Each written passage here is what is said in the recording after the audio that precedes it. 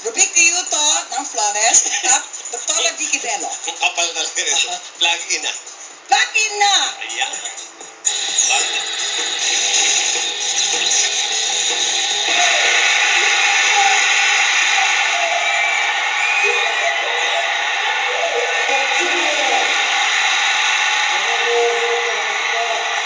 Dahil dapat lagi tayong i-updated, ito ang pinaka-i-updated version natin dahil kasama natin ang miyembro ng Super Junior. Kasama natin dito si Siwon at si Donghae.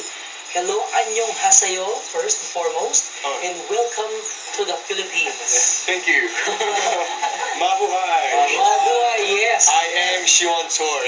I am Dong MC. How was your trip to the Philippines? Any unforgettable moments from the last time you were here? 최근에 온 게 저랑 His most recent visit was on the 1st of January this year. Siwon, Eunhyuk, and Kyuhyun came for the shoot for the ad and for the chicken brand in Korea.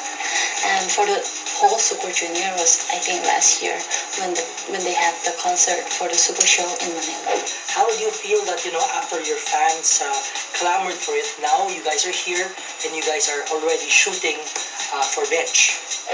팬분들이 그렇게 편히 들었었고요. 그 전에 저희 팬분들하고 So first of all, they are very thankful to Filipino fans that they always support and give love to Super Junior.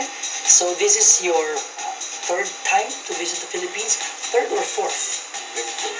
Fourth, right? Okay. So I'm sure you guys have learned a couple of Filipino words already. So can you share with us the words that you have learned? Filipino words. 마부하이, 살림하고.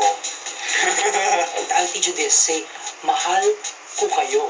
mahal ko kayo. There. That means I love you. What is your message to your Filipino fans? Thank you so much for your love and support to them always. And because of your love and support, they came here in Manila. Wish they will have his concert here again. So there you have it. Elf fans, Super Junior fans, they said that they want to come back here and have a concert. So yan, kailangan abangan natin yan.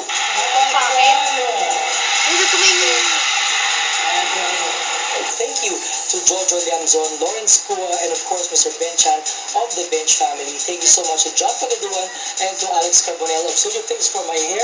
Thank you so much.